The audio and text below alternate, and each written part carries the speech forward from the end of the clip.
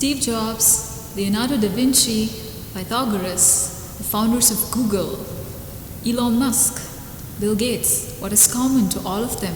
They're all extremely creative people. They were probably fountain of creative ideas. They had billions of ideas running through their head. What separates them from the rest of us is that they were able to pursue that one idea and see it to successful completion. They existed in meditative states without calling it meditation, and they got ideas to solve problems. They took at challenges very creatively.